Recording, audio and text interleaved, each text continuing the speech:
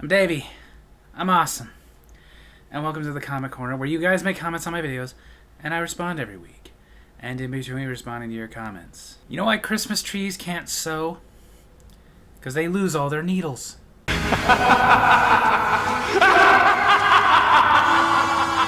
So, kicking it off with last week's Comic Corner, the Snowman Dad Jokes. My brother Josh, the film bestie, kicked it off with, "Leave my boy Rob alone. He's just speaking his opinion. I remember an age when two men could disagree, yet still share an open-mouthed tongue kiss and make up. Gosh! Yeah, I don't remember that day." Then the film bestie commented, "Pretend? Pretend? I pretend nothing. I jeg urtoki. Komi etter meg. Take me to Valhalla." Yeah, let's just move on from that. Then Daniel DeLeon69 commented, 5 Christmas tree emojis. So Merry Christmas. Then Richard Daly commented, "I'll forgive you this time. Appreciate it." Then Jay McCool commented, "What do you call a female snowman? A snowman." I rather enjoyed that. I'm glad you can share in the dad jokes. You know how a Christmas tree surfs the web? They Yule log on. Woohoo! Then on my Davy's Awesome Stories, Christmas was easier. Daniel DeLeon69 commented, "I just ordered a gingerbread house and it looks delicious." Well, have fun with that. I never got that into the gingerbread house thing. I like gingerbread, but I get over it very quickly. Then my brother Josh, the film bestie, commented, "The hard part is how expensive toys are. When we were kids, even with price hikes, you could get good stuff for $20. These days, $20 will hardly get you anything." Exactly.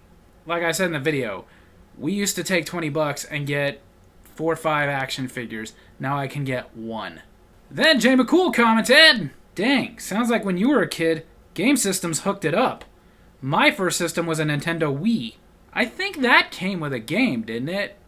I mean, I wouldn't know. I didn't have one myself, but it came with like Wii Sports or something like that. I don't know. I just know that, yeah, when I was a kid, they didn't get that cheap on you. They gave you a game and an extra controller. Like I mentioned Sega. When my brother and I finally got one, it came with Altered Beast. Later, it started coming with Sonic. I don't remember what my Super Nintendo came with, but I know it came with a game and an extra controller. And then the next system I got after that was actually a PlayStation, but that was the first time I remember looking at a system and going, it doesn't come with a game? You know what Christmas trees like to drink? Root beer. Then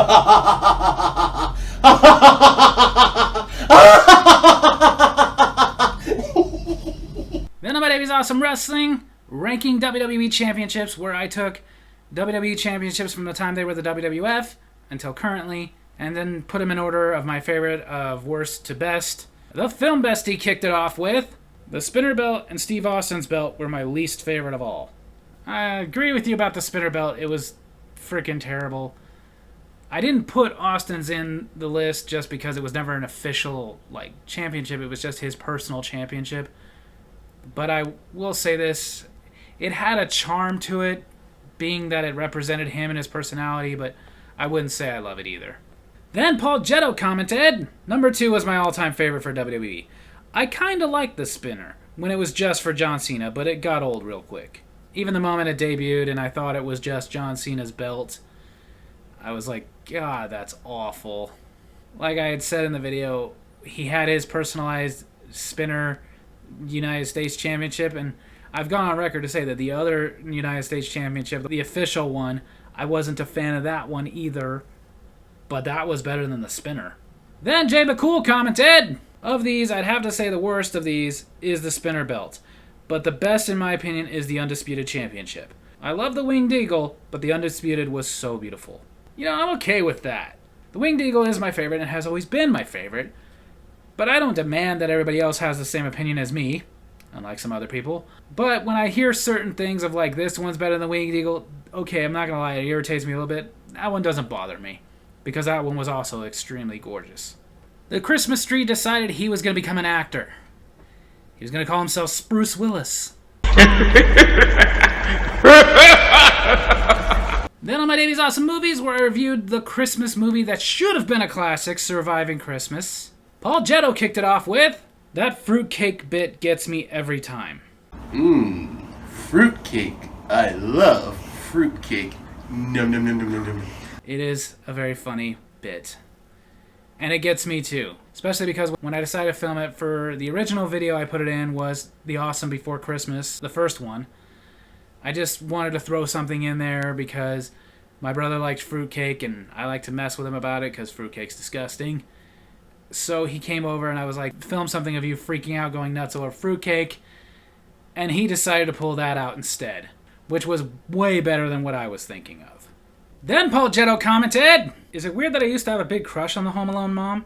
The film bestie replied to him, "Your query, Mr. Jetto, is one to be pondered indeed. Pondered as few queries have. To have a crush or not to have a crush? That is the question. And in my hand, this is a radish. But that is irrelevant at the moment inquired. Before I answer, yes! I am with drink. And drinking has its benefits, and its tawdry fails. But your ponderous query shall be answered! Yes! It shall! No, it is not weird. It is jolly and scrumptious. And to that I simply say...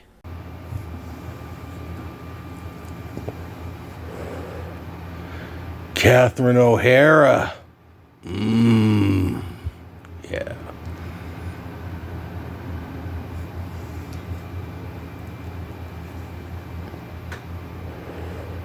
Some of you may wonder why I would post a video with that insanity. But the thing is, the film bestie has to express himself. If I do not let him comment and make it his own, he will go insane and he will take me with him! We don't care if you get it. Then Daniel DeLeon69 commented, "I remember watching this movie when it was playing on TV, on Fox. Cool." Then J Spud commented, "Too many Christmas movies and not enough Hanukkah. I had an idea for a Hanukkah movie based on a real-life experience. It was awful. It happened 2 summers ago. I had never shared closeness with a lady before, so my brother and his friends hired an escort who looked like Philip Seymour Hoffman on steroids, wearing a Snow White costume.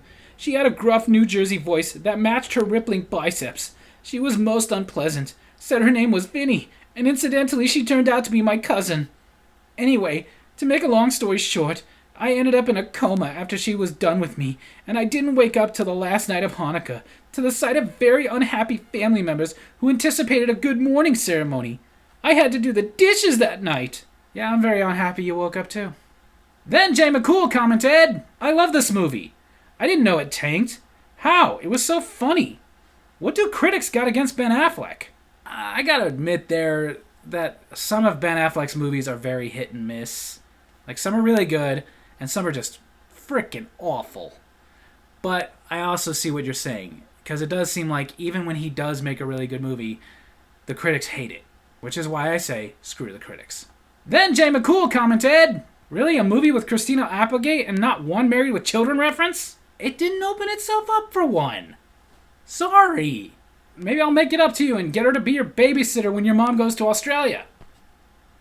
I tried to talk to my Christmas tree, but all I heard was bark.